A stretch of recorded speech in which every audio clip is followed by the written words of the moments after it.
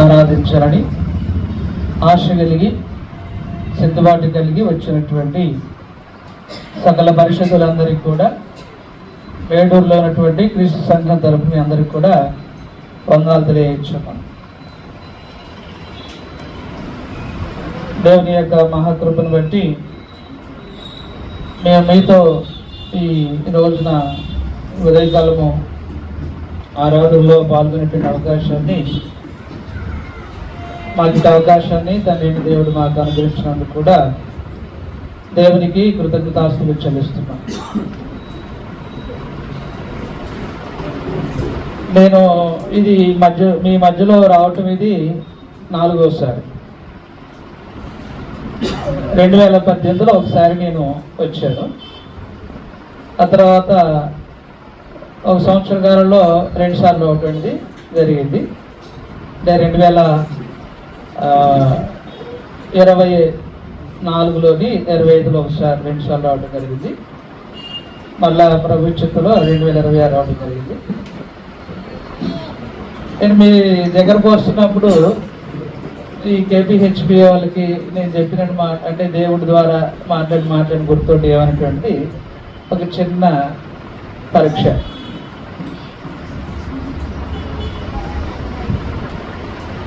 సహోదరికి బాగా గుర్తుపెట్టుకున్నారు. నేను 3వసారి వచ్చినప్పుడు దేవుని దయలో మనుషుల దయలో రైట్ సహోదరికి ప్రత్యేకంగా వందనాలండి. దానికంటే ముందు ఎందుకంటే కొంతమంది చెప్పిన విషయాలు ఎలా అంటే ఆయన చూడగానే గుర్తుండిపోతాయి. అంటే మనం చెప్పేటువంటి దేవుని మాటలు కూడా ఎలా ఉండాలంటే వాళ్ళ హృదయం లోగిలోకి వెళ్ళిపోవాలి, వారి మనసులు అవి ఉండిపోవాలి. అదిగో ఆ బ్రదరు అలాంటి సందర్భంలో ఆయన చూడగానే మాకు ఈ వాక్యం చెప్పారు. అది గుర్తుపెట్టుకొని ఆయన చూసినప్పుడల్లా కానీ అది గుర్తుండాలి. ఆ వాక్యం ఏం చెప్పారని గుర్తుపెట్టుకొని ఆ వాక్యానుసారమైనటువంటి జీవితాన్ని కలిగి సహోదరి గుర్తుపెట్టుకున్నారు. ఇంకా నేను 2వ టర్మ్ మొదటిసారి వచ్చినప్పుడైతే నేను మాట్లాడలేదు, కానీ మొదటిసారి వచ్చినప్పుడు విజయ్ తమ్ముడు మాట్లాడాడు. 2వసారి వచ్చినప్పుడు నేను మీతో సాయంత్రం కూడా క్లాస్ పెట్టుకున్నాను, ఆదివారం రాత్రి. ఆయన గుర్తుందా? ఎందుకంటే మేము మీ దగ్గరకు వస్తున్నప్పుడు మరి మేము వాళ్ళకి ఏం చెప్పింది వాళ్ళు గుర్తుండేటట్టు చెప్పామా లేదనేటువంటిది మా బాధ్యత ఉందండి. మీ బాధ్యత ఏంటంటే దాన్ని గుర్తుపెట్టుకున్నారో లేదనేటువంటిది మీ బాధ్యత. ఎందుకంటే మన అందరూ ఎవరి దగ్గర లెక్కప్పు చెప్పుకోవాలి? ఎవరి దగ్గర అండి? దేవుడి దగ్గర లెక్కప్పు. మేము సాధారణంగా మాకు సేవకులు గుర్తుండేది ఏంటంటే ఎవరింట్లో ఏం భోజనం పెట్టారో బాగా గుర్తుండిపోతుంది. ఎందుకంటే మనిషిని ఆనందింపజేసేటువంటి ఒక దాంట్లో ఒకటి ఏంటంటే భోజన పదార్థాలు. అవును కదా? అవునంటారా కదంటారు? సరే, అది శరీరాన్ని గుర్తుపెట్టుకున్నాం, ఆత్మ సంబంధించినటువంటి. నేను గుర్తు లేకపోతే చెప్పండి, నేనే చెబుతాను. నాకు ఇందాక కూర్చొని నేను దేవుడిని అడిగాను, అయ్యా ఈ సహోదరికి స్థానిక సంఘానికి ఏం చెప్పాను ఒకసారి నాకు జ్ఞాపకం చేయని అడిగానండి.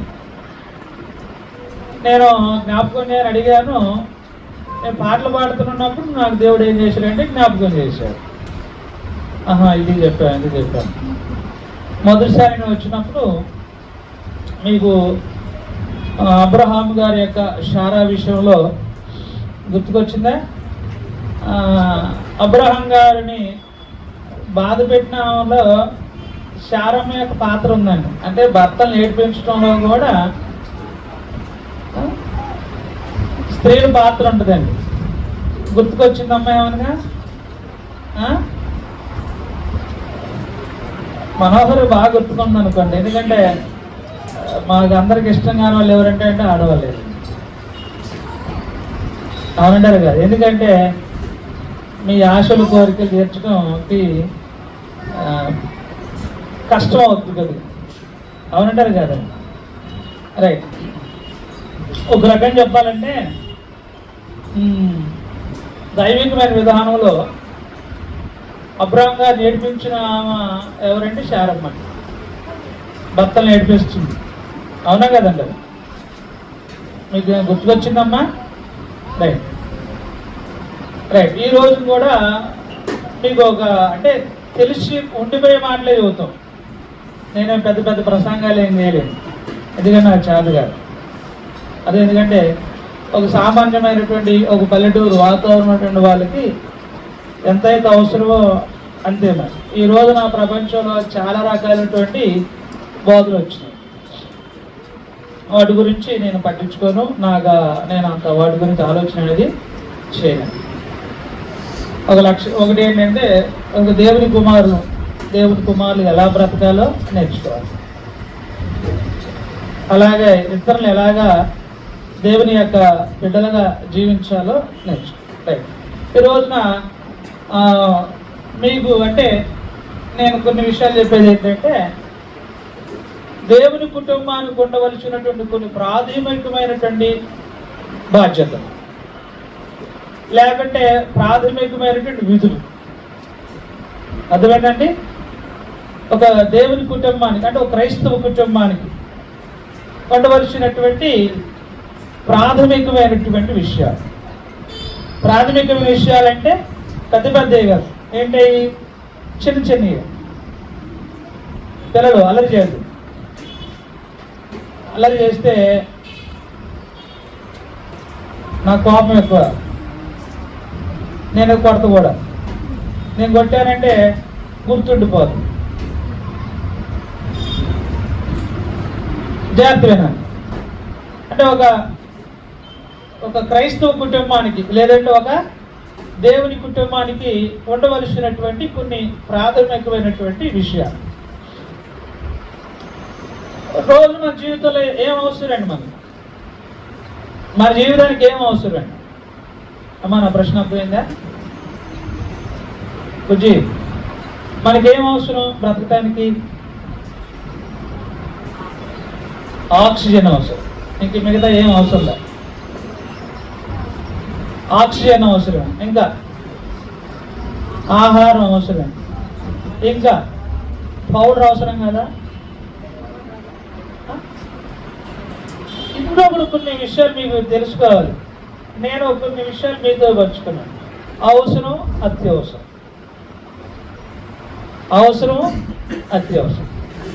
అత్యవసరం అంటే చాలా ముఖ్యమైనటువంటి అవసరం కదా. రైట్. ఆహారం అవసరం, ఇంకా ఆక్సిజన్ అవసరం, ఇంకండి మాట్లాడండి. స్త్రీ సంఘంలో మౌనంగా ఉండాలనేది బేసిక్లోనే ఉండాలి. మీరు కూడా ఇంకా మాట్లాడాలి. మాట్లాడితేనే ఈ విషయాలు మీకు ఏమవుతుంది, అర్థమవుతుంది. అదేంటండి, ఇక్కడ మనందరం నేర్చుకోవడానికి వచ్చాడు, మార్చుకోవడానికి వచ్చాడు, తెలుసుకొని మార్చుకోవడానికి వచ్చాడు. అంతే కదా. మీరు ఎవరు కూడా మౌనంగా ఉంటే అది మీరు ఎంతవరకు విన్నదో మాకు అర్థం కాదు. రైట్. ఆహారం అవసరం, ఇంకేంటండి ప్రాథమికమైన మనిషి జీవితానికి ఏం అవసరం? ఆక్సిజన్ అవసరం చెప్పారు. మీరు తొందరగా చెబితేనే వెళ్దాం, లేకుంటే నేను ఆడవాళ్ళు ఎలాగమంది అయిపోద్దండి. అమ్మా,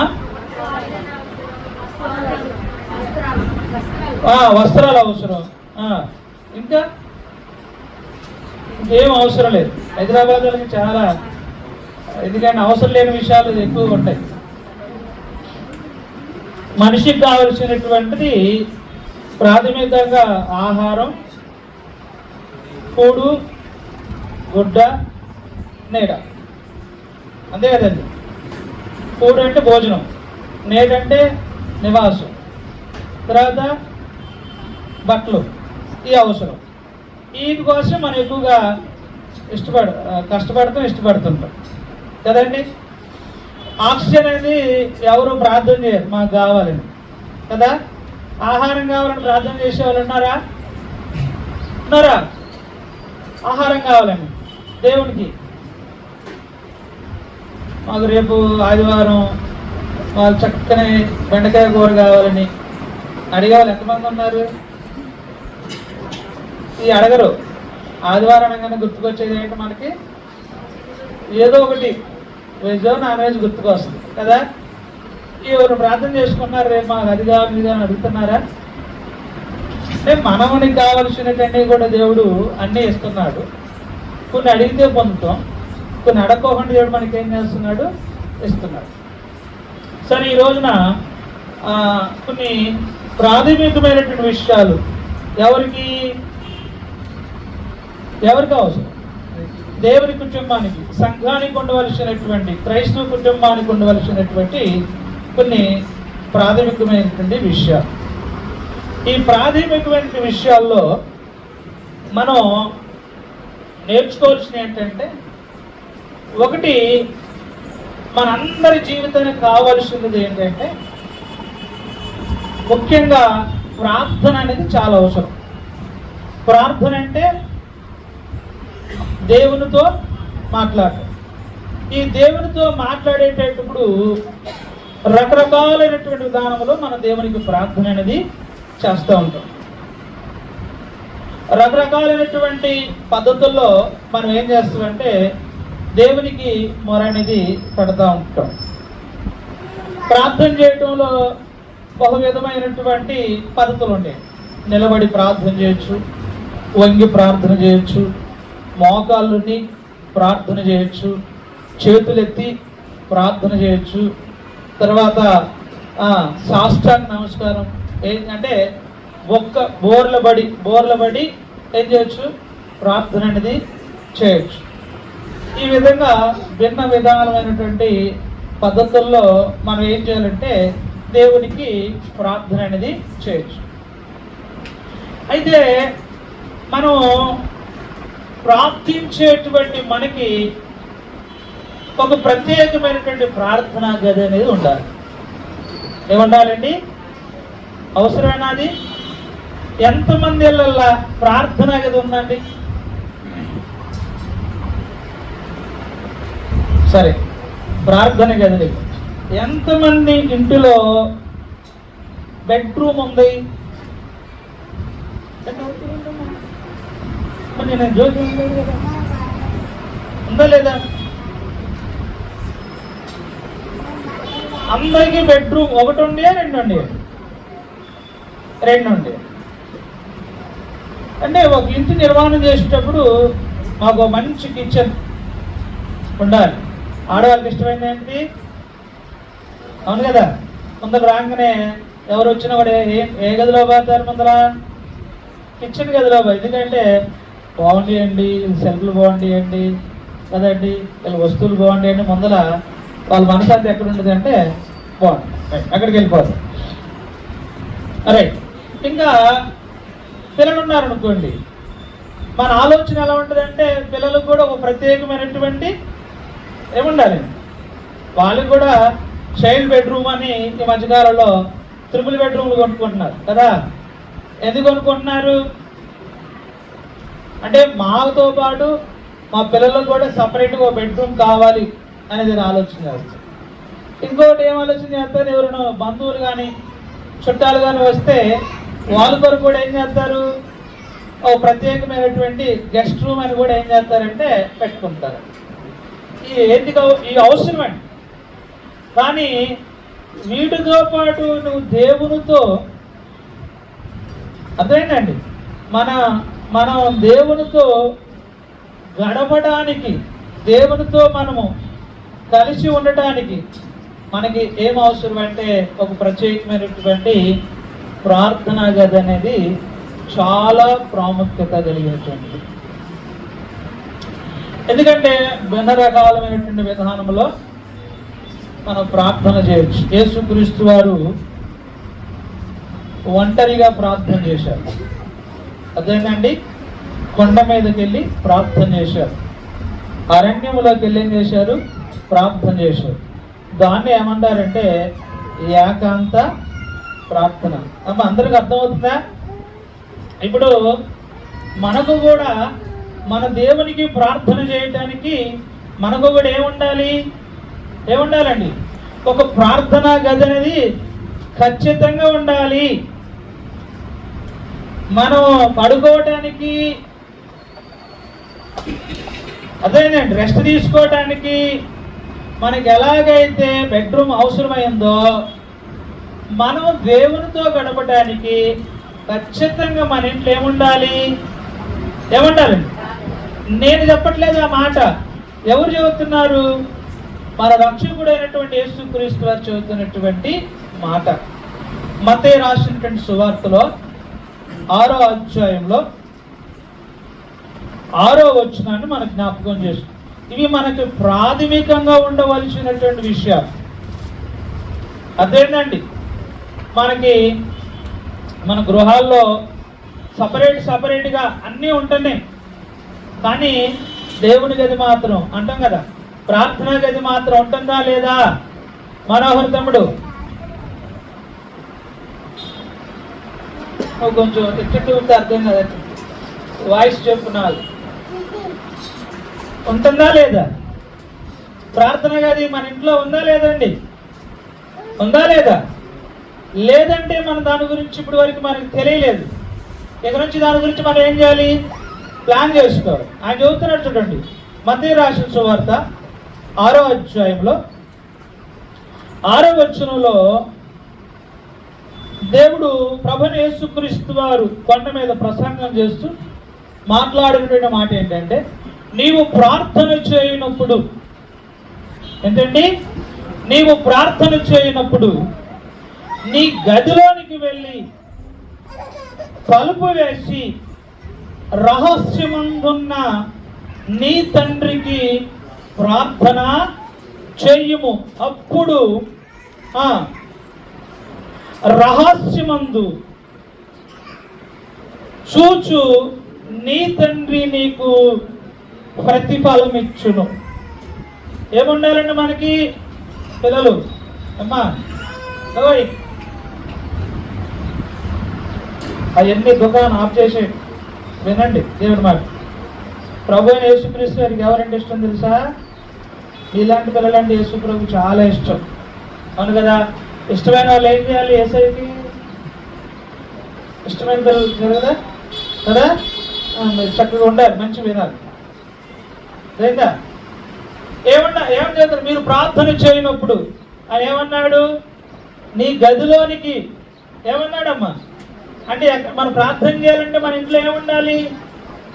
ప్రత్యేకంగా ఒక ప్రార్థనా గదిని సపరేట్గా ప్రత్యేకంగా మన ఇంట్లో ఉండాలా ఉండకూడదా?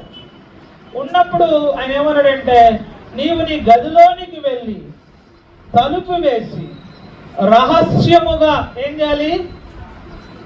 వినోదు ఏం చేయాలి? ప్రార్థన చేయాలి. ఇది అవసరమా అనవసరం అండి? అవసరమే కదా. ఎంతమందికి అవసరం? ఎంతమందికి అవసరం?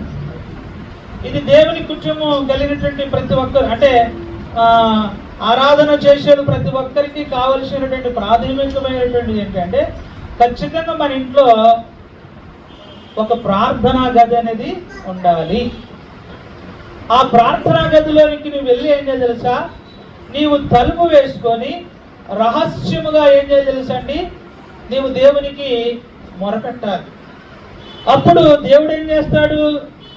రహస్యమందు నువ్వు చేస్తున్నటువంటి ప్రార్థనను దేవుడు ఆలకించి లేదా విని నీకేం చేయాలి తెలుసా? నీ ప్రార్థనకి సమాధానం లేదంటే జవాబును దేవుడు ఏం చేస్తాడమ్మా? అందిస్తాడు. ఇప్పుడు మనకి ఏదైనా బాధ కలిగింది అనుకోండి, అర్థమైందండి? ఏం చేస్తాం మనం? కూర్చొని ఏడుస్తాం, అవునా కదా? అవునా కదంటారు? అది ఎక్కడికి వెళ్ళి ఏడుస్తాం? మన బెడ్రూమ్లో ఉంది, ఆ బెడ్రూమ్లోకి వెళ్ళి ఏం చేస్తాం? బాధ కలిగితే ఆ గదిలోకి వెళ్ళి కూర్చొని ఏడుస్తూ బాధపడుతూ ఉంటున్నాడు. అదే నీకు కలిగినటువంటి బాధ కానీ, నష్టాన్ని కానీ, ఇబ్బంది కానీ నీవు నీ ప్రార్థనా గదిలోకి వెళ్ళి దేవునికి కానీ మొరపెడితే ఏం కలిగిద్దండి నీకు? నీవు ఏదే విషయంలో అయితే దేవునికి మొరపెడుతున్నావో అది ఖచ్చితంగా దేవుడు నీకేం చేసే సహాయం అనేది చేస్తాడు. కాబట్టి మనం రహస్యంగా దేవునికి ప్రార్థన చేయాలి. మన కుటుంబంలో కూడా మనం కొన్ని విషయాల్లో మనం ఏం చేస్తున్నాం అంటే, ప్రాథమిక విషయాలు కొన్ని విషయాలు మనం మర్చిపోతున్నాం. మన దేహానికి కావాల్సిన అన్నీ కూడా సమకూర్చుకుంటున్నాం, శరీరానికి కావాల్సిన సమకూర్చుకుంటున్నాం. ఆత్మీయం కావాల్సినటువంటిది ఏంటంటే నీ గది, నీ ప్రార్థనా గది అనేది నీ జీవితాన్ని ఏం చేయాలి తెలుసా అండి, మార్పు చేస్తుంది. ఇది అబద్ధమా నిజమంటారా? ఒక చదువుకుందాం. మీకు అది ఇంకా దానియేలు గ్రంథంలో 6వ అధ్యాయంలో, దానియేలు గ్రంథము 6వ అధ్యాయము 10వ వచనంలో పరమందు దేవుడు మాట్లాడుతున్నటువంటి విషయాలు మనం ఆలోచన చేయాలి. ఇవన్నీ తెలిసిన విషయాలే, కానీ లోతుగా ఆలోచన చేస్తే నాలో ఉన్నటువంటి బలహీనత అనేది అక్కడ మనకి ఏమవుతుందంటే కనబడుతూ ఉంటుంది. దానియేలు గ్రంథము 6వ అధ్యాయములు 10వ వచనములు ఏమనంటే, ఇటు శాసనము సంతకము చేయబడినని దానియేలు తెలుసుకొనెను. అతడు తన ఇంటికి వెళ్ళి యథాప్రకారముగా అనుదినము ముమ్మారు మోకాళ్ళుని తన ఇంటి పై గది కిటికీలు యెరూషలేము తట్టునకు తెరువబడుచుండగా తన దేవునికి ప్రార్థన చేయొచ్చు ఆయనను స్తుతించుచూ వచ్చాడు. ఇక్కడ ఒక విషయం ఏంటంటే, ఒక నెల రోజుల వరకు భూమి మీద ఉన్నటువంటి ప్రధానులు కానీ ఎవరైనా ఏం చేయాలంటే ఖచ్చితంగా ఒక నెల 30 దినాల వరకు ఎవరి దగ్గర, ఏ దేవుని దగ్గర కానీ ఏ దేవత దగ్గర కానీ వారు పూజించేటువంటి వారు ఎవరి దగ్గర కూడా ఏం చేయకూడదంటే ప్రార్థన అనేది చేయకూడదు. ఒకవేళ కానీ ప్రార్థన కానీ చేస్తే, ఒకవేళ పూజ కానీ చేస్తే ఎన్ని రోజుల వరకు అండి? ఒక్క 30 రోజుల వరకు. ఒక 30 రోజుల వరకు కూడా ఎవరు కూడా ఏ దేవుణ్ణి పూజించకూడదు, ఎవరు ఏ దేవుణ్ణి ఆరాధన చేయకూడదు, లేకుంటే ఎవరు ఏ దేవునికి ప్రార్థన అనేది చేయకూడదు. ఒకవేళ కానీ అలా కానీ ఎవరైనా ఒకవేళ కానీ అలా కానీ చేసినట్లయితే ఆ వ్యక్తిని తీసుకొని వెళ్ళి ఏం చేయాలంటే ఎక్కడ వేయాలి? సింహం యొక్క బోనులో వేయాలి. ఇటు శాసనం అనేది ఏమైందంటే అమలైపోయింది. రాజుగారు కూడా ఏం చేసిందంటే తాకీదు రాస్తే ఆ తాకీదు మీద రాజముద్ర కూడా వేయటం, అంటే స్టాంప్ వేయటం జరిగింది. అదేంటండి, ఇక అది ఎవడు కూడా దాన్ని ఇక మార్చేటువంటి అధికారము ఎవరికి కూడా లేదు. ఈవెన్ రాజుకు కూడా అధికారం మాత్రము లేదు. అలాంటి శాసనము ఏమైందంటే తయారై ఈ మాదిలో పార్సుల యొక్క ఏలుబడి కాలంలో ఏమైందంటే సమాజం అంటే మొత్తానికి కూడా ప్రకటన చేసేసేసారండి. అదేనండి, ప్రకటన చేస్తే ఖచ్చితంగా ప్రాణం కంటే గొప్పది ఏదైనా ఉందా ఈ లోకంలో? ఏదైనా ఉందండి? ప్రాణం కంటే విలువైనది ఏదైనా ఉందా? మన కరోనా టైంలో బోల్డ్ ఎంతమంది చనిపోయారండి, మన బ్రతికాం. అందరు బట్టి దేవునికి స్తోత్రం. ఎప్పుడైనా గుర్తు చేసుకొని దేవుని ప్రార్థన చేస్తామా? అప్పుడప్పుడైనా గుర్తు చేసుకోండి కొద్దిగా. బ్రతికున్నామంటే ఎవరు కృప? అవునా? రైట్. మరి మరణ శాసనం రాయబడింది కదా, తీసుకెళ్ళి ఎక్కడ వేయాలి? ఎక్కడ వేయలేము, సింహం పోలేము. ఇప్పుడు అదే ఇప్పుడు ఇక రేవంత్ రెడ్డి గారు, ఈ తెలంగాణ రాష్ట్ర ముఖ్యమంత్రి గారు, ఎవరైనా ఇదిగో మీరు కానీ మీ దేవుళ్ళు కానీ దేవతలు కానీ ఒక 30 రోజుల వరకు కూడా మీరు కానీ ఎక్కడ మందిరాల్లో అదే సంఘాలు ఎక్కడ కూడా ఏం జరగకూడదు? ఆరాధన కొడుకులు జరగకూడదు, ప్రార్థనలు జరగకూడదు, సభలు జరగకూడదు. ఒకవేళ కానీ ఎవరైనా అలాగా చేస్తే మీకు ప్రాణం తీసివేస్తాం అయినటువంటి ఒకవేళ శాసనం కానీ ఇప్పుడు హైదరాబాద్లో వచ్చింది అనుకోండి, ఎంతమంది వస్తారండి దేవుడి సన్నిధికి? కరోనా టైంలోనే ప్రాణానికి భయపడి ఎవడు కూడా ఏం చేయలేదు, గుంపులుగా కూర్చోడానికి ఇష్టపడలా. ఏముంటుంది? ప్రాణం అంటే మనకి ఏముంటుంది? భయం కదా. గుర్తుపెట్టుకోండి. ఇప్పుడు ఆయన ఏం చేశాడండి? ప్రాణాన్ని భయపడ్డా? ఆయన ఏం చేశాడు చూడండి. శాసనం ఎప్పుడైతే అమలుపరచబడిందో తెలుసుకుందో దానియేలు గారు ఏం చేసి తెలుసండి, అతను తన ఇంటికి వెళ్ళి బైబిల్ వెళ్ళి యథాప్రకారముగా అనుదినము ఏం చేసినమ్మా ముమ్మారు మోకాళ్ళుని తన ఇంటి పైగది కిటికీలు యెరూషలేము తట్టు తెరువబడి ఉండగా తన దేవునికి ప్రార్థన చేయుచు ఆయనను స్తుతించుచు వచ్చాడు. అంటే దానియేలు గారి ఈ విషయం మీకు సొలొమోను గారు మందిరం కట్టినప్పుడు ఒక ప్రార్థన చేస్తాడు. అయ్యా, నీ ప్రజలు కానీ ఆయా ప్రాంతాలు కానీ ఆయా దేశాలకు కానీ వెళ్ళినప్పుడు వారు ఈ దిక్కున యెరూషలేము దేవాలయం దిక్కున చూసి కానీ మీరు కానీ వాళ్ళ ప్రజలు కానీ ప్రార్థన చేస్తే ఆకాశం నుండి మీరు ఏం చేయాలి తెలుసా? వారి ప్రార్థన మీరు వారికి సహాయము చేయమని సొలొమోను గారు ఏం చేసి తెలుసండి దేవునికి మొరపెట్టాడు. అలాగా మరి యూదులైనటువంటి ఈ దానియేలు కానీ షద్రక్ కానీ మేషక్ అబేద్నెగో గారు వీళ్ళు ఏం చేశారంటే బబులోను దేశంలోకి చెరగెళ్ళారండి. చెరగెళ్ళిన తర్వాత వీళ్ళు ఏం చేశారు? ఖచ్చితంగా యెరూషలేము దేవాలయం ఏ దిక్కునైతే ఉన్నదో ఆ దిక్కున ఆయన ఏం చేశాడు? తను ఉండేటువంటి ఇంటి పై గది అన్నాడు. అంటే అది ఎక్కడుందని? తన ఇంటి పై గది అంటే ప్రత్యేకమైనటువంటి ఒక గది ఏర్పాటు చేసుకున్నాడు. అంతేనండి. ఆ గదిలోనికి వెళ్ళి ఆయన ప్రతిరోజు ఏం చేశాడండి? దేవునికి ప్రార్థన చేశాడు. అంటే చూడండి, పాత నిబంధన కాలంలో కూడా దేవునికి ప్రార్థన చేయాలంటే ఖచ్చితమైనటువంటి ఒక ప్రార్థనా గది అనేది ఉండాలి. కాబట్టి మన ఇంట్లో కూడా ఏముండాలి? ఒక ప్రత్యేకమైనటువంటి ప్రార్థనా గది అనేది ఉండాలి. ఇది నేను చెబుతున్న మాట, దేవుడు చెబుతున్న మాట.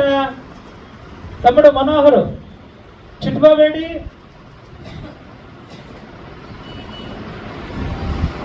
ఉన్నాడా? రైట్. ఇప్పుడు మన హౌస్ కానీ కన్స్ట్రక్షన్ కానీ స్టార్ట్ చేసాం అనుకోండి, ఎవరైనా ఒక ఇల్లు ఒక రెంట్ పర్పస్ కొన్నా కానీ ఖచ్చితంగా మన ఇంట్లో ఏముండాలి? ఖచ్చితంగా మనకి నీడు ఖచ్చితంగా అవసరం. నీకు బెడ్రూమ్ లేకపోయినా పర్లేదు కానీ ఖచ్చితంగా ఏముండాలి? నీ కిచెన్ గది లేకపోయినా పర్లేదు, ఖచ్చితంగా ఏముండాలి? ప్రార్థన గది అనేది ఉండాలి. ఎందుకు ప్రార్థన గది అంటే నీవు దేవుడితో గడపడానికి, నీవు దేవుడితో సత్సంబంధం కలిగి నీకు కలిగినటువంటి బలహీనతల కొరకు కానీ సమస్యల కొరకు కానీ ఇబ్బందుల కొరకు కానీ కలిగినటువంటి కష్ట నష్టాల గురించి కానీ లేదంటే సంతోషాన్ని ఆనందాన్ని పంచుకోవడానికి కానీ ఖచ్చితంగా నీ గదులు నీ ఇంటిలో ఖచ్చితంగా ఏముండాలి? ప్రార్థన గది అనేది ఉండాలి. ఉండాలా ఉండకూడదా? ఈరోజు ఒక నిర్ణయం తీసుకుందామా లేదా? ఏ నిర్ణయం తీసుకుందా అండి? ఖచ్చితంగా మా ఇంట్లో ప్రార్థనా గది అనేది ఉండాలి. ఏముండకపోయినా లేకపోయినా, కిచెన్ లేకపోయినా పర్వాలేదు, బెడ్రూమ్ లేకపోయినా పర్వాలేదు, హాల్ లేకపోయినా పర్వాలేదు అనుకునే వాళ్ళు ఎంతమంది ఉన్నాం? ఇంకా హైదరాబాద్లో చాలా మంచి వాళ్ళు వింటారు అనుకుంటున్నాను నేను. అదేనమ్మా? కరెక్ట్. కాబట్టి ఒకవేళ కానీ ఇప్పుడు దాకా కానీ ఈ ఆలోచన లేకపోతే ఎవరి నుంచి ఏం చేద్దాం? మనందరం ప్రారంభం చేద్దాం. ఎందుకంటే సమాజానికి మనమే మార్గదర్శకులుగా ఉండాలి, లోకానికి మనమే మార్గదర్శకులుగా ఉండాలి. ఎందుకంటే దానియేలు గారు ఉన్నారు, యేసుప్రభు వారు కూడా ఏం చేశారు? చెప్పారు. మీకు ఒక చిన్న విషయాన్ని, ఎందుకంటే పేతురు గారిని కూడా జైల్లో వేశారు. పేతురు గారిని జైల్లో వేసినప్పుడు ఏదైనా కష్టం కలిగినప్పుడు, అర్థమైందండి, ఏదైనా సమస్య కలిగినప్పుడు ఆదిమ సంఘము ఏం చేసిందంటే ఒక ప్రత్యేకమైనటువంటి ప్రార్థనా కూటముని ఏం చేసి తెలుసా ఏర్పాటు చేసుకున్నాం. మరి పేతురు గారిని చెరసాలలో వేసే చూడండి, అపొస్తలుల కార్యములో 12వ అధ్యాయం. మీకు అర్థం అవడం కోసం చెబుతున్నాను. పేతురు చెరసాలలో ఉంచబడను, సంఘమైతే అతని కొరకు అత్యాశక్తితో దేవునికి ఏం చేస్తుంది? ప్రార్థన చేయించును. 12వ వచనం చదువుకుందాం. ఇంట్లో ఆలోచించుకొని తీశారు అందరూ. అపొస్తలుల కార్యములు 12వ అధ్యాయం 12వ వచనం. ఇంట్లో ఆలోచించుకొని అతడు మార్కు అను మారు పేరు గల యోహాను తల్లి అయిన మరియ ఇంటికి వచ్చును. అక్కడ అనేకులు కూడి ఏం చేస్తున్నారమ్మా? ఎక్కడ కూడుకున్నారు? ఒక ఇంట్లో కూర్చో అంటే ఆ ఇంట్లో కూడా ప్రత్యేక ఏం స్థానం ఉంది? సమస్య కలిగినప్పుడు ఏం చేశారు? ఆ ఇంట్లోకి వెళ్ళి ఏం చేశారు? చేశారు లేదా? ఇప్పుడు మనకు కూడా సమస్య వస్తుందా లేదా? మన ఇంట్లో ఉన్నాయా లేదా? మన పిల్లలు మాట వినట్లేదు. హైదరాబాద్ అంటే మహా భయంకరమైనటువంటి సొదొమ గొమొర్రా ప్రాంతం లాంటిది. అవునంటారు కాదంటారు? ఇక్కడ ఉడికి వాడ ఎట్లుంటుందంటే నిజం అది. ఎందుకంటే లోతు కూడా అలా చూశాడు, చూడడానికి అందంగా రమ్యంగా కనపడింది. ఏంటిది? సొదొమ గొమొర్రా ప్రాంతం అండి. అందంగా పచ్చగా కనపడింది, నీళ్లు వాతావరణం చక్కగా ఉంది. ఎవడు బతకాలని హైదరాబాద్ ఏం చేయొచ్చు? ఎట్టని బతకొచ్చు. అందుకోసం నేను ఆ మాట అన్నా. జంట నగరాలు అన్నారు, సికింద్రాబాద్ హైదరాబాద్ కదా, అవును కదా. ఆ సికింద్రాబాద్ హైదరాబాద్ కాస్త ఏమన్నానంటే సొదొమ గొమొర్రా ప్రాంతం అన్నాడు, అంతే. వాస్తవం అబద్ధం మీకే తెలియాలి, ఎందుకంటే మీరు ఇక్కడ నివాసం చేస్తున్నారు కాబట్టి. మాకంటే తెలియదు. వినోదు, నువ్వు ఏ ప్రాంతానికి వచ్చినావు? జాగ్రత్త రాకేష్. ఇక్కడ అర్థమైందండి, సంఘానికి సమస్య కలిగిందండి. పేతురు గారిని ఏం చేశారు? జైల్లో వేసారు. సంఘం అయితే ఏం చేస్తుందండి? ఒక చోట కూర్చుందండి. ఎవరింట్లోనే చూడండి అక్కడ. అది చూడండి, మార్కు అను మారు పేరు గల యోహాను తల్లి అయిన మరియ ఇంటికి వచ్చారు. అంటే మరియమ్మ గారు ఇంటి దగ్గర ఏం చేస్తున్నారు? ఒక చోట కూర్చొని ఏం చేస్తున్నారు? ప్రార్థన అనేది చేస్తున్నారు. అక్కడ చూసినట్లయితే ఆ ప్రార్థనలో కూడా ఎవరు ఉండాలంటే, ఒక చిన్న విషయాన్ని మీతో చేస్తున్నానంటే, సమస్య కలిగినప్పుడు కుటుంబాల్లో కూడా కుటుంబ ప్రార్థనలో పిల్లలు కూడా ఉండాలనే విషయాన్ని ఇక్కడ మనం నేర్చుకోవచ్చు. చూడండి అక్కడ మీకు ఎందుకనే అక్కడ చూద్దాం. 13వ వచనం. అతడు తలవాగిట తలుపు అంటే తెలుసు కదా, మేలు కదా. తలవాగిట తలుపు తట్టుచుండగా రోదేను ఒక చిన్నది అచ్చటు ఏనండి అనుచిన్నది ఆలకించుటకు వచ్చును. ఆమె పేతురు స్వరము గుర్తుబట్టి. అంటే ఆ ప్రార్థనలు ఎవరున్నారు? కుటుంబ ప్రార్థనలు ఎవరున్నారు అక్కడ? రైట్. బట్ ఈరోజు మీకు అర్థమైందండి. ఇప్పుడు ఒక దేవుని కుటుంబంలో క్రైస్తవులకు ఉండవలసినటువంటి ఒక ప్రాథమికమైనటువంటి విషయం ఏంటంటే, మనకు ఖచ్చితంగా మన ఇంట్లో ఖచ్చితంగా ఏముండాలంటే ప్రార్థనా గది అనేది ఉండాలి. ప్రార్థనా గది వల్ల మనకు ఉపయోగం ఏంటి? అర్థమైంది కదా. సమస్య కలిగినప్పుడు మనం ఏం చేయొచ్చు? వెళ్ళి ప్రార్థన అనేది చేయొచ్చు. సమస్య కాదు, ఏ పరిస్థితుల్లోనే కూడా మనం ఏం చేయాలి తెలుసా? ప్రార్థన చేయాలి. ఇంకా ఆలోచన చేస్తూ మరొక విషయాలుగా మీతో పంచుకోవాల్సింది ఏంటంటే, క్రైస్తవ కుటుంబము ఏం కలిగి ఉండాలంటే ప్రేమించేటువంటి కుటుంబంగా ఉండాలి. ప్రేమించే కుటుంబం అంటే అనగానే మీకు అది దేవుని ప్రేమ కలిగినటువంటి కుటుంబం కావాలి. లోక సంబంధమైనటువంటి ప్రేమ కలిగిన కుటుంబం మాత్రము వద్దండి. అర్థమైందండి. లోకం ఉన్నటువంటి కుటుంబం యొక్క ప్రభావము నేటి క్రైస్తవ కుటుంబాల యొక్క ప్రభావం అనేది కలుగుతుంది. అంటే ఆ ప్రభావం వీళ్ళ మీద కనబడుతుంది. వారు అది చేశారు కాబట్టి మనం ఇది చేయాలి. అవును కదా, ఇది రైట్. రెండవదిగా మీతో పంచుకునే విషయం ఏంటంటే, క్రైస్తవ కుటుంబానికి ఉండవలసినటువంటి కొన్ని ప్రాథమికమైన విషయంలో ఒక కుటుంబాన్ని గురించి మనం ఆలోచించాలి. ఇప్పుడు ఖచ్చితంగా మన కుటుంబంలో ఏముండాలి? ప్రార్థన గది అనేది ఉండాలి.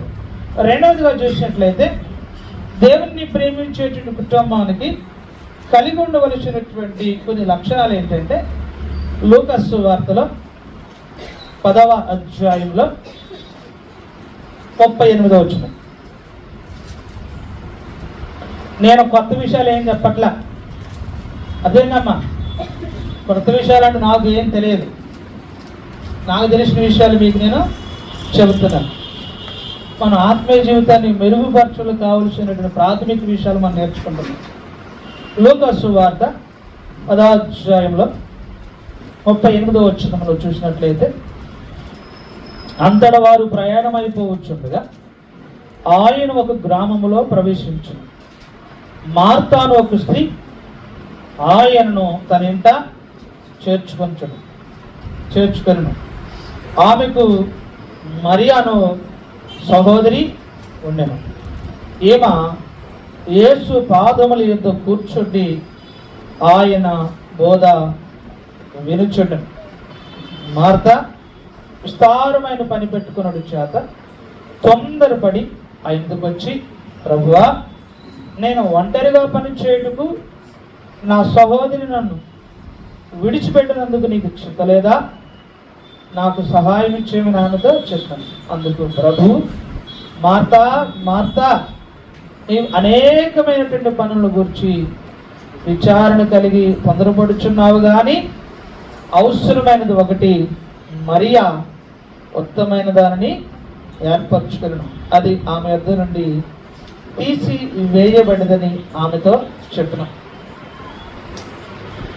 ఇక నేర్చుకోవాల్సిన విషయం ఏంటంటే క్రైస్తవ కుటుంబాలకి ఉండవలసినటువంటి ప్రాథమికమైనటువంటి ఏంటంటే మన ఇంటిలో కుటుంబ ప్రార్థన అనేది ఉండాలి. ఏముండాలండి? ఏం ప్రార్థన ఉండాలి అంటే, కుటుంబ ప్రార్థన అంటే మీకు అనుకూలమైన టైం చూసుకోండి. అందరూ ఆఫీస్కి వెళ్తారు, ఎన్ని గంటలకు వస్తారు? 5కి వస్తారు కదా, ఆఫీస్ అయిపోతే 5కి వస్తారా? రారు. 7కి వస్తారు కదా, 7కి కూడా రారు. 8కి వస్తారు కదా, వస్తారా? రారు. రైట్. ఇప్పుడు ఏం చేయాలి? 8 గంటలకి మనలో ఉన్నటువంటి ఒక ప్రధానమైన లోపం, ఇది ఒక ప్రధానమైన లోపం అండి. అంటే లోపాల్లో ప్రధానమైన లోపం ఏంటంటే కుటుంబ ప్రార్థన. మనందరి గృహాలు జరుగుతున్నాయా? రైట్. ఎంతమంది కూర్చుంటున్నాం? ఖాళీ గుండలు కూర్చుంటారు, అంతేనా? నీకు ఒక చిన్న విషయం చెబుతుందండి. ఒక కంప్లీట్ కుటుంబ ప్రార్థన అంటే, కంప్లీట్ అంటే ఆ రోజు నీ గృహంలో కానీ కుటుంబ ప్రార్థన జరిగిందనుకోండి, అందులో ఎవరు మిస్ అయినా రిజల్ట్ ఏంటంటే ఫెయిలే. ఇప్పుడైనా నాన్న రాకపోయినా, అన్న రాకపోయినా, అక్క రాకపోయినా, చెల్లి రాకపోయినా, లేకుంటే అమ్మ లేకపోయినా, అంటే ఎవరు లేకపోయినా కూడా అది కంప్లీట్ అవ్వాలి, ఇన్కంప్లీట్గానే ఉండిపోయింది. కుటుంబం అంటే ఎవరు? భార్య, భర్త, పిల్లలు, అంతే కదా. కొత్త పెళ్ళైన వాళ్ళు అనుకోండి, వాళ్ళిద్దరే. అతను పిల్లలు పుడితే మారిపోతుంది, భార్య పొజిషన్ కాస్త మారిపోతుంది, తల్లి అయిపోతుంది. భార్య స్టేటస్ నుంచి ఏం వస్తుందంటే తల్లికి వచ్చేస్తుంది, అవును కదా. ఇన్కంప్లీట్గా అయిపోతుంది మన కుటుంబాల్లో. ఏ ప్రార్థన అంటే కుటుంబ ప్రార్థన. నీ భర్త లేడు అనుకోండి, ఆయన లేట్ అయినా కూడా ఆయన ఏం చేయాలి? ఖచ్చితంగా ఏం చేయాలి? అవసరం హెలికాప్టర్ పట్టుకుని రావాలి.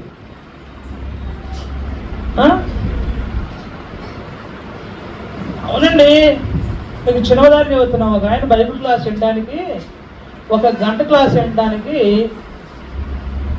60,000 ఖర్చు పెట్టి వెళ్ళినాడండి. ఎంతసేపు తెలుసండి? 1 గంట క్లాస్ వినడానికి ఎంత ఖర్చు పెట్టాడు తెలుసా? 60,000. అంటే ఢిల్లీ వెళ్ళాలనుకోండి, 60,000 ఏంటంటారా? అవో. కానీ ఆయన ఏం చేసి తెలుసా? ఆయనతో పాటు ఆ గంట క్లాస్ వినడానికి కొంతమంది ఎంట పెట్టుకొని వెళ్ళాడు. మామూలు టికెట్ అయితే 4,000 ఉంటుంది, లేదంటే అప్పుడు కాదు బుక్ చేస్తే 6,000 ఉంటుందేమో.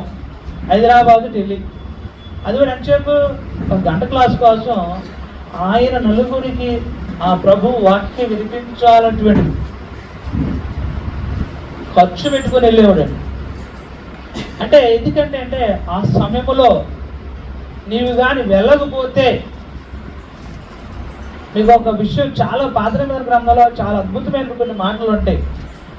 సౌలుతో చెబుతాడు, ఈ సమయంలో కానీ వెళ్ళినట్లయితే నీకు దైవజనుడు ఏమవుతాడు? దొరుకుతాడని చెప్పాడండి. గాడిదలు పోతే ఎదుగులాడుకుంటూ పోయారు. ఈ క్షణమే అంటాడు. అంటే ఆ క్షణంలో కానీ వెళ్ళగానే నేను దొరికాడు. అర్థమైందా? రైట్. ఎందుకు చెబుతున్నానంటే మనందరిలో ఉన్నటువంటి లోపాలు మీ దగ్గర కాదండి, క్రైస్తవ కుటుంబాలు అన్ని చోట్ల కూడా ఇలాగే ఉన్నాయండి. మనందరి గృహాల్లో మన బిడ్డలకు కావాల్సినటువంటి ఆహార పదార్థాలు సిద్ధం చేస్తున్నాం, రైట్, మంచిది. వస్త్రాలు సిద్ధం చేస్తున్నాం, మంచిది. వాళ్ళు చదువుకు జ్ఞానం కోసం, లోక జ్ఞానం కోసం సిద్ధం చేస్తున్నాం, ఓకే, అదేనండి. అన్నీ సిద్ధం చేస్తున్నాం, కానీ ఆత్మజ్ఞానాన్ని మాత్రం మనం ఏం చేయలేకపోతుంది తెలుసండి, సిద్ధం చేయలేకపోతున్నాం. ఈరోజు తమ్ముడు అడిగాడు, నా మీకు ఏ ఆహారంగా అడిగాడు అంటే ఏంటి? అవసరమే, కానీ ఏం అవసరం? ఆత్మ కలిసిన ఆహారం చాలా ఇంపార్టెంట్. ఆత్మ కలిసిన ఆహారం ఏంటి తెలుసమ్మా? మటనా, చికెనా? ఇదేనా? వాక్యం. ఈ వాక్యాన్ని ప్రతిరోజు మీ కుటుంబాలు అవసరం. కాబట్టి మనలో లోపాలు ఇవి. ఈ వాక్యం ద్వారా ఏం చేసుకున్నాం? సరిదిద్దుకున్నావా లేదా? ఎవరికైనా కష్టంగా ఉందా? లేదు, మీకు ఎవరు లేదు. అందరి బట్టి దేవుడికి స్తోత్రం. మీది ఎంత అదృష్టవంతులో. ఖచ్చితంగా బాధ కలగలిగి మాట్లాడండి, అయ్యో నా కుటుంబంలో ఏం లేదు, ప్రార్థన గది లేదు, లేదు నా కుటుంబంలో ఏం లేదు, కుటుంబ ప్రార్థన అనేది లేదు. కాబట్టి నేను ఏం చేయాలంటే ఖచ్చితంగా మేమందరం కలిసి ఏం తెలుసా, మాయ్ ఓయ్ స్కూల్లో ఇంటే కూర్చుంటారా? క్లాస్లో నేను కూర్చుంటారా?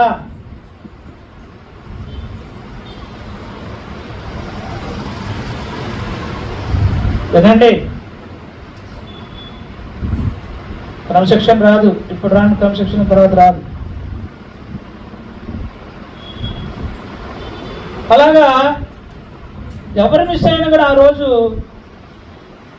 రిజల్ట్ ఏంటంటే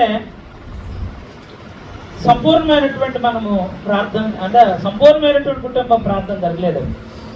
మీలో చాలా మంది కూడా ఆరాధనకు వస్తున్నారు. 8 గంటలకు ఆరాధనకి నేను ఈరోజు ఉదయం బస్సు ఎక్కా, 200 గోకుడు అది సిబిఎస్లో ఎక్కితే కల్వరి టెంపుల్కి ఒక అమ్మాయి 4 గంటలకి గోకటపల్లి వచ్చి బస్సు ఎక్కిందండి. ఆ ఫోటో నేను ఫోన్లో కూడా సతీష్ కుమార్ ఫోటో ఉందండి. పైన ఏమంటుంది అండి, వరల్డ్ పేపరా ఇది కదా, ఆయన ఫోటో పెట్టుకుందండి. నేను ఎవరిదో పెట్టుకుంటాను అనుకోండి, అంటే ఎవరు ఇంట్లో మెంబరో లేకుంటే ఇంకెవరు మాట్లాడి ఆయన ఫోటో పెట్టుకుందండి.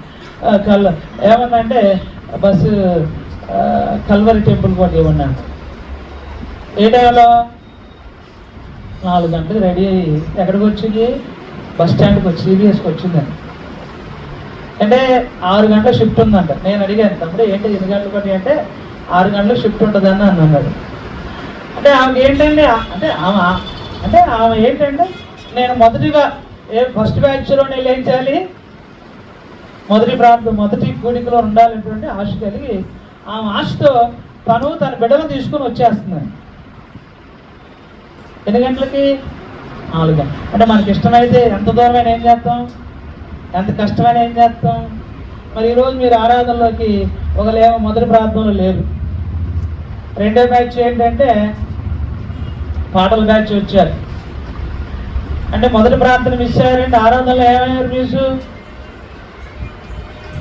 మీ రిజల్ట్ దేవుడి దగ్గర ఫెయిలే. 6 సబ్జెక్టులు ఉంటాయి, 5 పాస్ అయినాం, ఒకటి మిస్ అయితే రిజల్ట్ ఏంటమ్మా? ఫెయిలే. ఫిలిప్స్ క్వాలిఫై అయినాం, మెయిన్స్ క్వాలిఫై అయినాం, ఇంటర్వ్యూలో పోయింది, ఉద్యోగం టిక్ కొట్టిస్తారా, అపాయింట్మెంట్ లెటర్ ఇస్తారా? దేవుడు ఫెయిలే. మన ఆరాధన కూడా ఫెయిల్ అయిందంటే కారణాలు ఎందుకంటే మనలో ఈ లోపం ఉంది. మనం ఏం చేస్తాం? ఒక ఆమె పాటలాడుతున్న ఒక పాట అయిన తర్వాత వచ్చింది ఒక ఆయన రెండో పాట అప్పుడు వచ్చిండు, ఒక ఆమె పాటలు అయిపోయిన తర్వాత వచ్చాడు, ఇంకొక ఆయన ప్రార్థన అప్పుడు వచ్చాడు. రిజల్ట్ ఏంటి తెలిసి ఆ రోజు నువ్వు దేవుని ఆరాధనలో నువ్వు ఫెయిలే, నువ్వు ఆరాధన గడిపినట్టు కాదు. ఒకవేళ నువ్వు నీ మనస్తృప్తిగా ఉండొచ్చేది అనుకోవచ్చు, కానీ దేవుని దృష్టిలో నువ్వు కొట్టివేయబడ్డావు ఆ రోజున ఆరాధనలో. అర్థమైందా? కాబట్టి ఈ వర్తమానాన్ని మీకు తెలియజేసేది ఏంటంటే, మార్తా మరియలైనటువంటి సహోదరులు ఏం చేశారంటే, యేసు ప్రభు వారి ఇంటికి వచ్చినప్పుడు వాళ్ళు అక్కడ నేర్చుకోవాల్సిన విషయం ఏంటంటే, మనం నేర్చుకునేటువంటి గుణం కలిగినటువంటి సహోదరి మనం ఏం చేయాలంటే, ప్రభు పాదాల దగ్గర కూర్చొని ఏం చేయాలి తెలుసా, నేర్చుకోవాలి. అందులో చుట్ట సహోదరులు వచ్చని చెప్పి ఒక బ్యాచ్ మార్తాకి ఏం చేసింది తెలుసండి, ఆయన కోసం ఒక మంచి భోజనం చేయడానికి కిచెన్ గదిలో బిజీ అయిపోయిందండి. అర్థమైందా? రెండో అక్క ఏం చేస్తుంది, యేసు ప్రభు వారి యొక్క పాదాల దగ్గర కూర్చొని ఏం చేయాలి తెలుసా, ఏం చేస్తుంది, ఆయన చెప్పేటువంటి మాటలు వింటుంది. దీని ద్వారా నేర్చుకోవాల్సింది ఏంటంటే, మన గృహాల్లో కుటుంబ ప్రార్థనలు అవసరం. కుటుంబ ప్రార్థనలో ఒకటి. రెండోది ఏంటంటే, సంఘం యొక్క కూడికలు అనేది అవసరం. అదేనండి. ఇది మీకు చిన్న ఉదాహరణ తెలియదు. సాధారణంగా మనకు ఆదివారం కూడిక జరిగితే మళ్ళీ ఎప్పుడు వస్తామండి, మళ్ళీ ఆదివారం వస్తాం. మిగతా మధ్యలో మన గృహాల్లో వారాంతర కూడికలు జరుగుతాయా? సోమవారం కానీ, మంగళవారం కానీ, బుధవారం కానీ, బుధవారం జరుగుతుంది. కానీ మన మన భక్తి ఏమో వారానికి 2 రోజులండి. అవును కదా? ఆదిమ సంఘం ఎలా ఉంది చూద్దాం. ఎందుకంటే మనకి మనకి మార్గదర్శనం ఎవరు? వాళ్ళే మనం ఫాలో అవ్వాలి తప్ప మనం ఫాలో అవ్వకూడదు. 2వ అధ్యాయంలో చూసినట్లయితే అపొస్తలుల కార్యం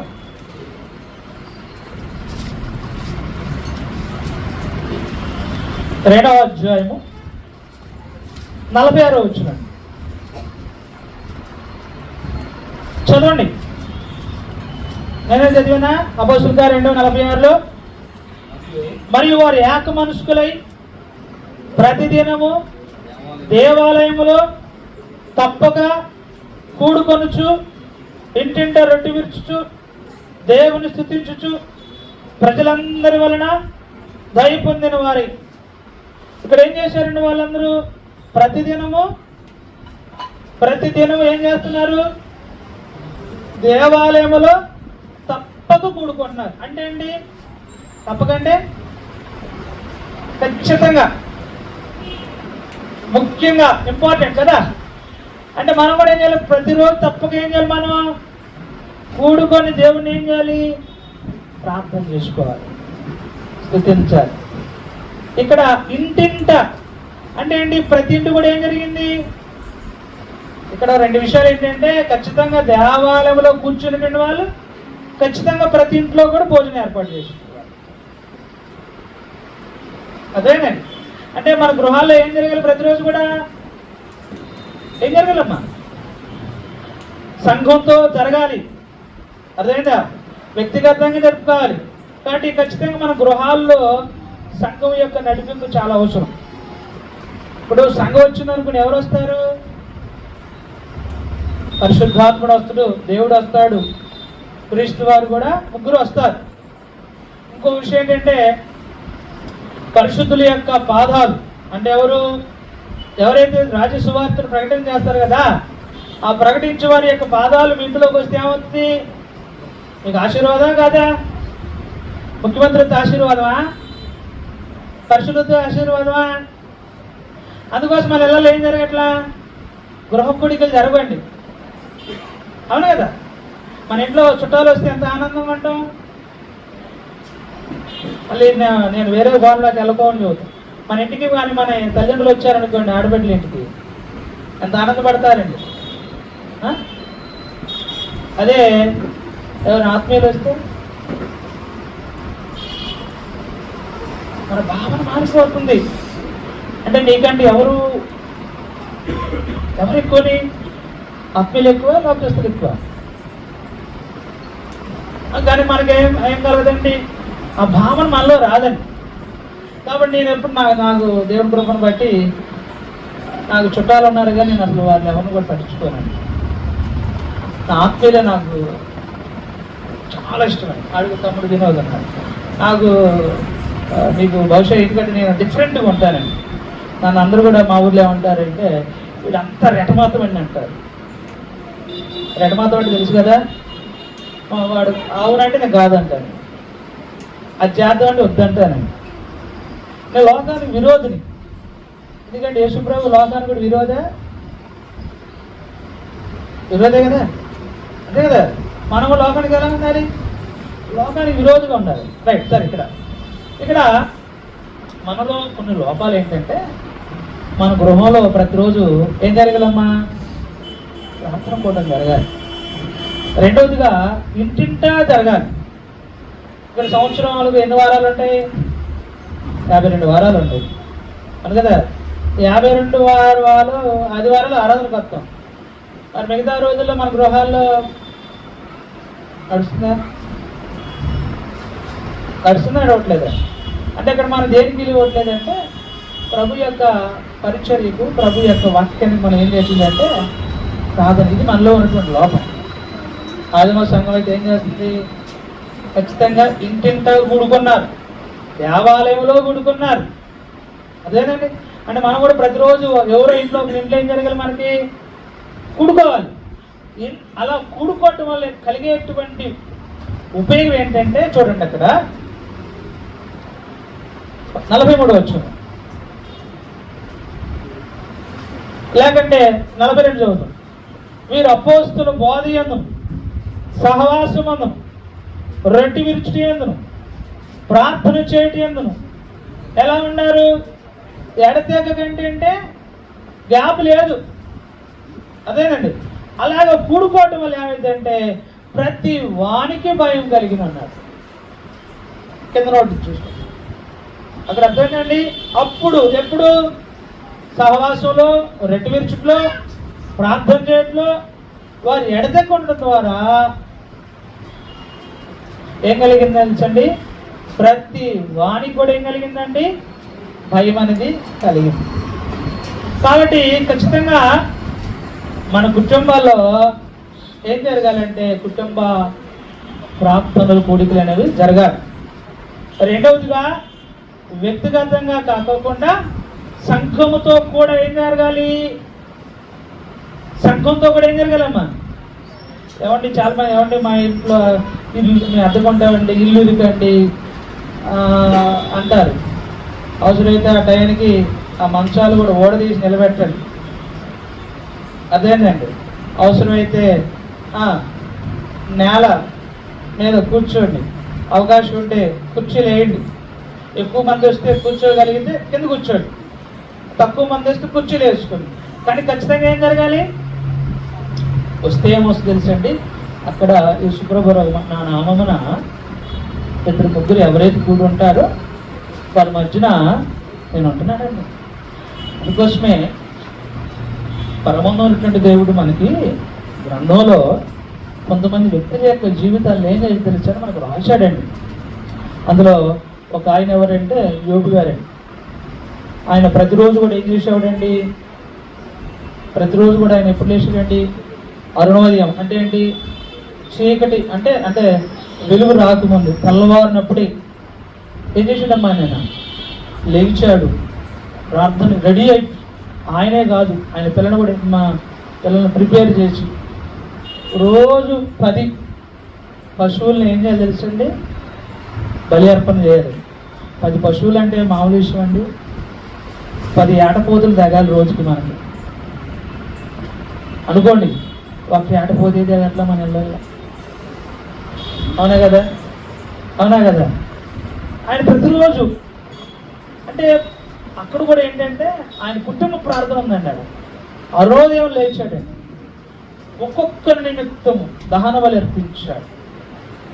ఎందుకంటే విందు దినాలు జరిగినప్పుడు ప్రతిరోజు వాళ్ళ ఫ్యామిలీలో ఎక్కడో చోట ఏమవుతుందంటే విందు దినాలు జరిగాయి. అక్కడ ఆహారం తినగానే ఏమనిపిస్తుందండి? మనసును మదించి గర్వించి, ఓ నా ప్రాణమా తినుము తాగుము సుఖించుము అంటాం కదా. అన్నం తిన్నాడికి ఏమని తెలుసా? మర్చిపోతుంది. వాడికి రకరకాల ఆలోచనలు కలుగుతుంది. అలాగా వినుదినం జరిగినప్పుడు బిడ్డలు కానీ పాపం చేశారేమో, దేవుని దూషించారేమో అని ఏం చేసి తెలుసండి? ప్రతి ఒక్కరి నిమిత్తం దేవునికి సన్నిధిలో దహన బలి అర్పించారు. రెండవదిగా కుటుంబ ప్రార్థనలో ప్రాముఖ్యమైనటువంటిది ఏంటంటే, ఒక అన్యుడు కూడా దేవునితో కుటుంబ ప్రార్థన చేశాడు. అపోస్తుల కార్యముల్లో 10వ అధ్యాయంలో చూసినట్లయితే, అపోస్తుల కార్యములు 10వ అధ్యాయంలో కొర్నేలియనేటువంటి వ్యక్తి ఏం చేసేదండి? ఆయన తన ఇంటి వారందరితో కలిసి ఏం చేశాడంటే దేవునికి ప్రార్థన చేశాడు, ధర్మకార్యాలు చేశాడు. అవునా కాదంటారా? చదువుకుందాం. ఇటలీ పటాలములో శతాధిపతి అయినటువంటి కొర్నేలియను ఒక భక్తిపరుడు కైసరులో ఉండెను. అతడు తన ఇంటి వారందరితో కూడా ఏం కలిగి ఉన్నాడు?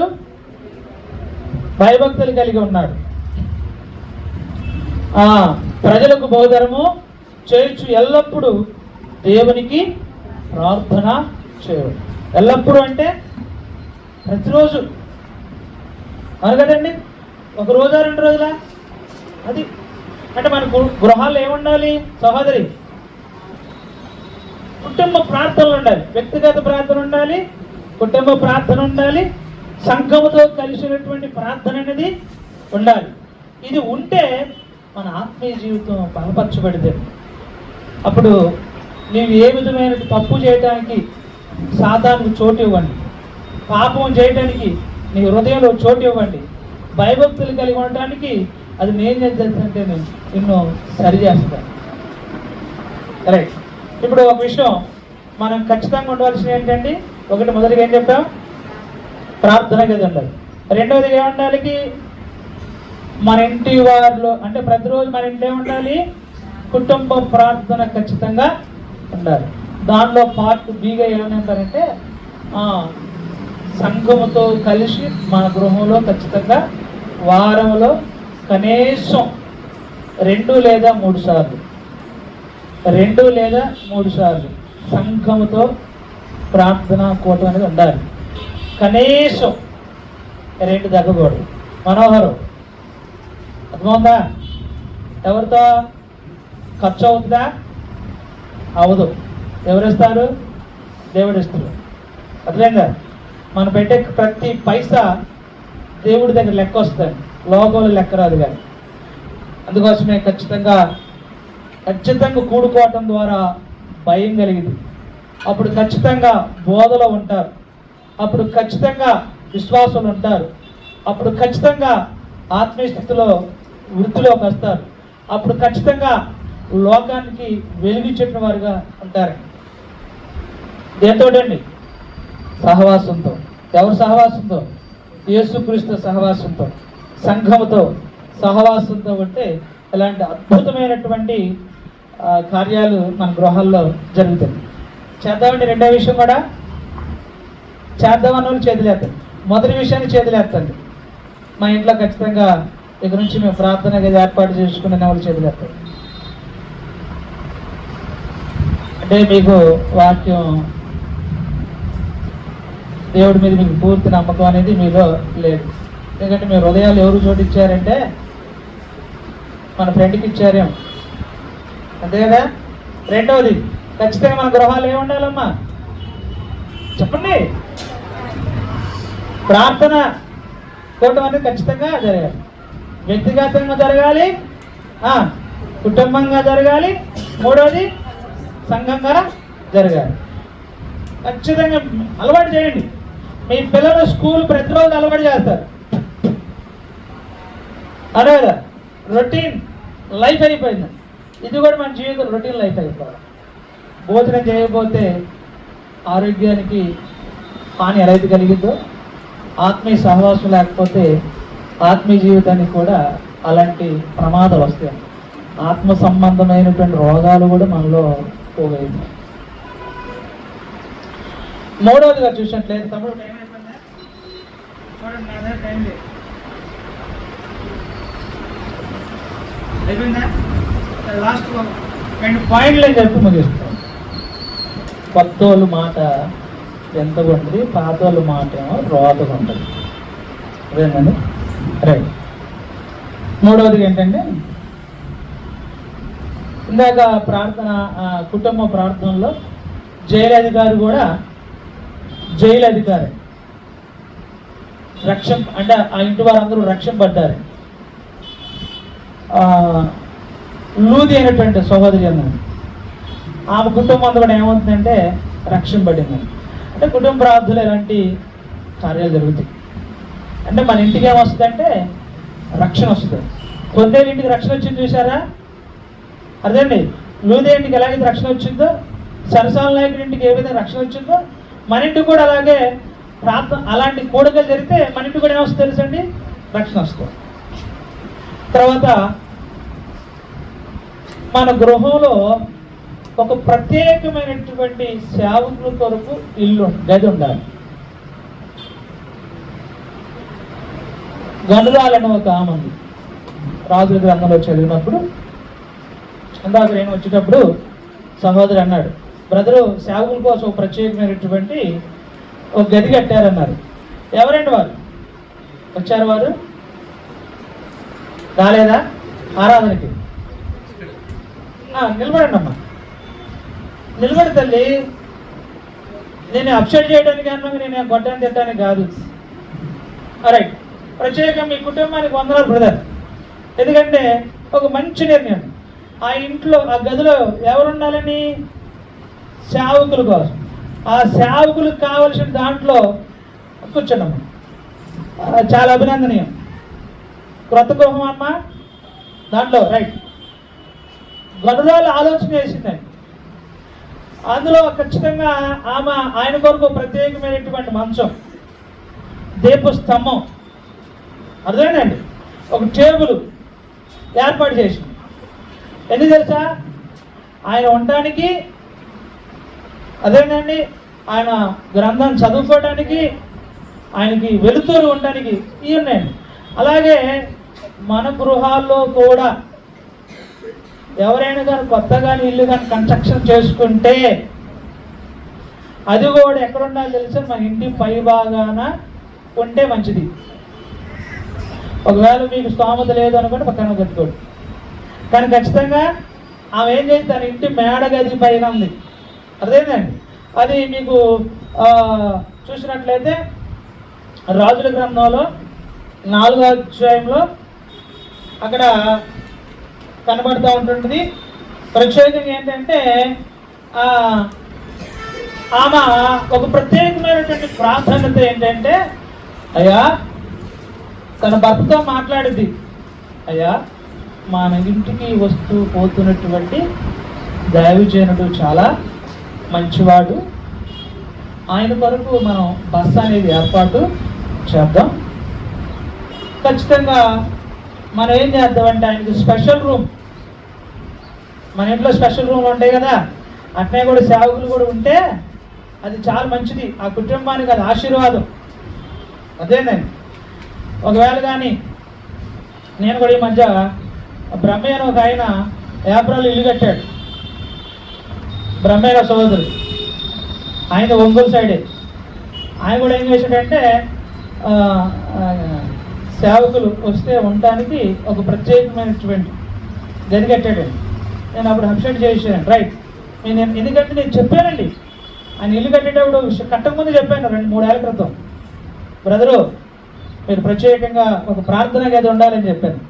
ఆయన ఏమన్నా తెలుసండి, బ్రదరు మేము ఒక బెడ్రూమ్ తీసేసి దాన్ని ఏం చేస్తాను తెలుసా? మొన్న నేను గృహప్రవేశం నన్ను పిలిచాడండి, నేను వచ్చానండి.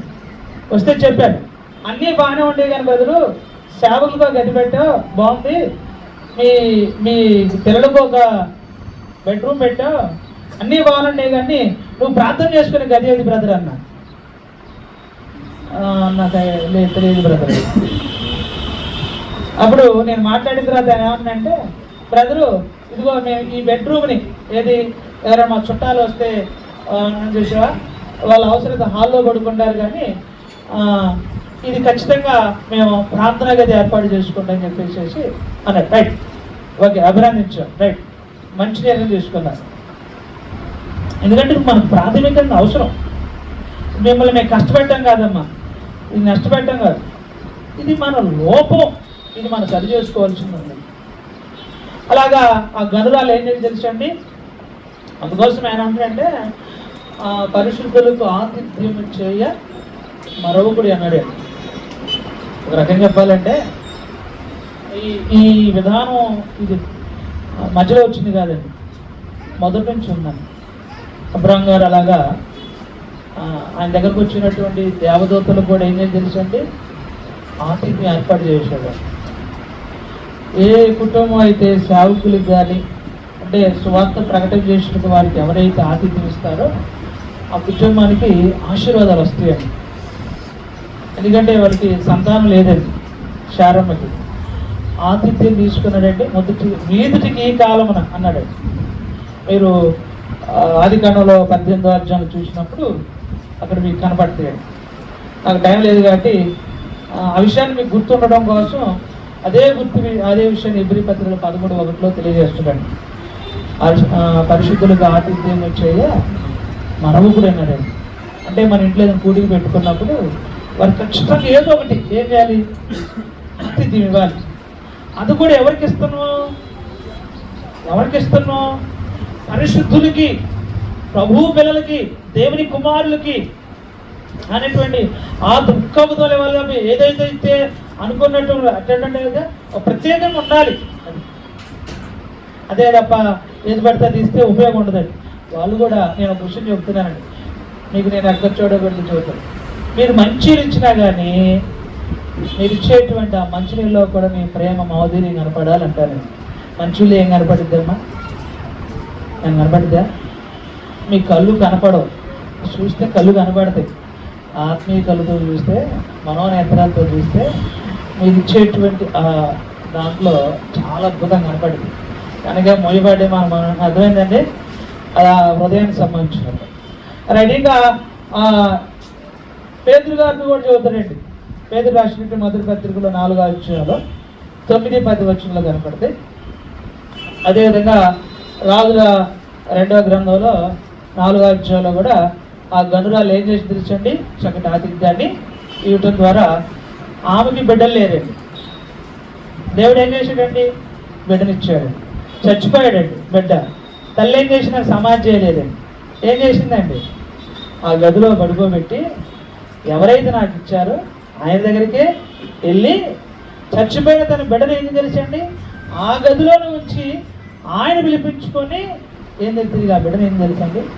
చదువుకోండి, అది రాజుల 2వ గ్రంథం 4వ చదివితే చాలా విశేషమైన సంగతులు ఇక్కడ మనకి కనబడుతుంది. కాబట్టి ఆ విధంగా మరియ మార్తలు కూడా ప్రభువునికి ఆహ్వానించుకోవడం ద్వారా చనిపోయిన లాజరుని ఏం చేసుకున్నారు, బ్రతికించుకున్నారు.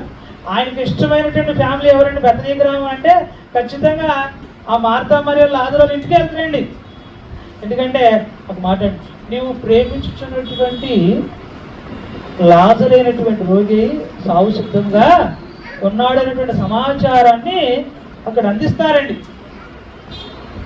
అప్పుడు వాళ్ళు ఎంత విశ్వాసం ఉన్నారు తెలుసండి.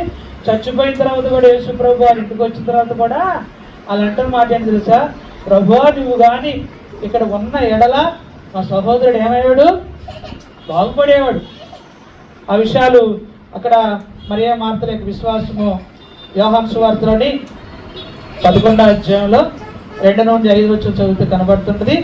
అదేవిధంగా యోహాను సువార్తలోని 11వ అధ్యాయంలో 22వ వచనం 25వ వచనంలో వారు అక్కాచెల్లెలు ఒకే రకమైనటువంటి విశ్వాసం, అదొక మాట చదువుకొని ముగించుకున్నాం.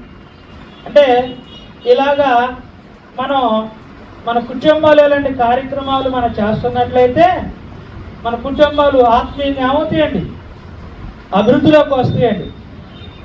తర్వాత మన కుటుంబాలు దీవించబడతాయండి, మన పిల్లలు దీవించబడుతుంటారండి, మన చేతి పనులు కూడా దీవించబడతాయండి.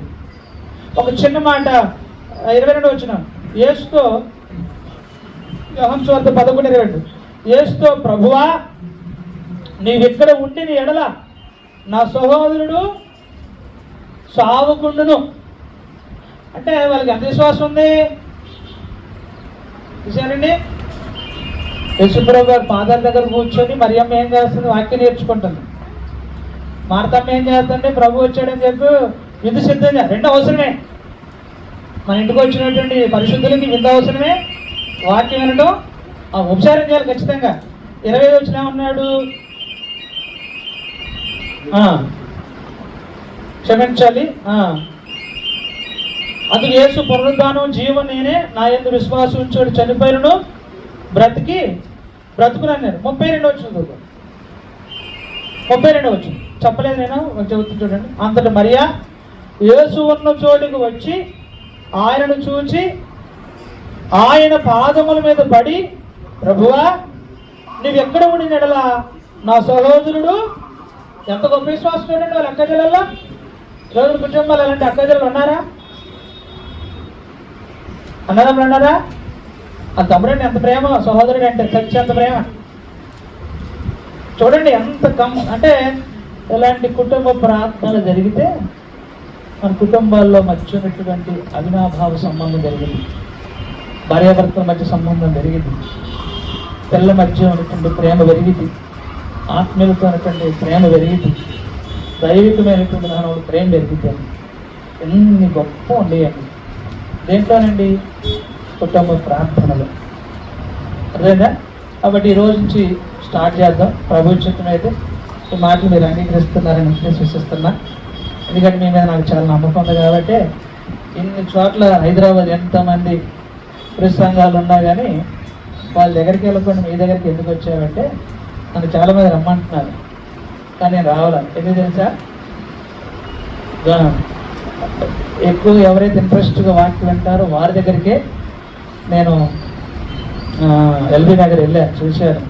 తర్వాత మియాపూర్ వెళ్ళి చూశాను, అల్వాల్ వెళ్ళాను, అతను గచ్చిబౌల్, ఇంకా కొన్ని చోట్లకి వెళ్ళాం. కానీ తర్వాత బోరబండ వెళ్ళా, తర్వాత పటాన్ చెరువు దగ్గర వెళ్ళా. కానీ వాళ్ళందరిలో కంటే మీరే ఎక్కువ కొంచెం ఆత్మీయంగా ఎందుకంటే చిన్న మందిగా కూడుకొని మీరు వినటానికి ఆసక్తి. అందుకోసం నాకు యాకోపత్ర గుర్తుకొచ్చింది నువ్వు చూడగానే. కాబట్టి మీరందరూ మిమ్మల్ని అభినందిస్తూ ప్రభు చెత్త మీద ఎప్పుడైనా వచ్చినప్పుడు మరలా గుర్తుపెట్టుకోండి. ఎందుకంటే కొన్ని మధ్యలో హృదయంలో నిలిచిపెట్టుకున్న మాటలు మనం నేర్చుకుంటే ఏదైనా సందర్భం వచ్చినప్పుడు కూడా అక్క అదిగో పలం సోదరి ఎట్లా జరిగింది, అక్క అలా నేర్చుకున్నాం, మేము నేర్చుకున్నాం, మార్చుకున్నాం, చాలా బాగుండేయండి, మా ఆత్మీయ జీవితం బాగుంది, మా పిల్లలు బాగుంటారు. ఒకప్పుడు మా పిల్లలు వినలేదండి, ఇప్పుడు ఏమవుతున్నారండి, వింటున్నారండి. ఒకప్పుడు మా ఆయన గారు కొంచెం అలా ఇలా ఉన్నాడండి, ఇప్పుడు ఇలా ఉన్నాడండి. ఒకప్పుడు మా మామిడ మా మాట వినేది కాదండి, ఇప్పుడు ఆమె తెలుసండి, వింటుందండి. ఇలాంటి రిజల్ట్ రావాలండి. అప్పుడు పరలోకంలో దేవుడు ఆనందిస్తారండి, సంతోషిస్తాం. మేము కూడా మిమ్మల్ని బట్టి ఇక పలానా హైదరాబాద్లో ఉన్నటువంటి కేటీహెచ్పీలో పలానా స్థానిక సంఘం అండి ఎంత చక్కగా ఉన్నారో మాకు అని మేము కూడా మీ గురించి దేవుడికి ఎల్లప్పుడూ కూడా ఏం తెలుసండి, కృతజ్ఞతాస్తులు చెప్పేస్తాం. మీ అందరికీ వందనాలు. ఆలస్యమైంది, దయతో మమ్మల్ని నడిపిస్తున్న నాయకులు మన్నించాలి. చెప్పాలని ఆశ ఉంది కానీ టైం లేదు కాబట్టి మీకు లవ్ పెట్టేస్తున్నాను. మీ అందరూ మరొకసారి వందనాలు. మీ అందిన ప్రార్థనలో ఖచ్చితంగా ఏం చేస్తారు, మా గురించి ప్రార్థన చేయండి. పరిచయం కొరకు ప్రార్థన చేసి మీ అందరికీ కూడా మాట్లాడారు.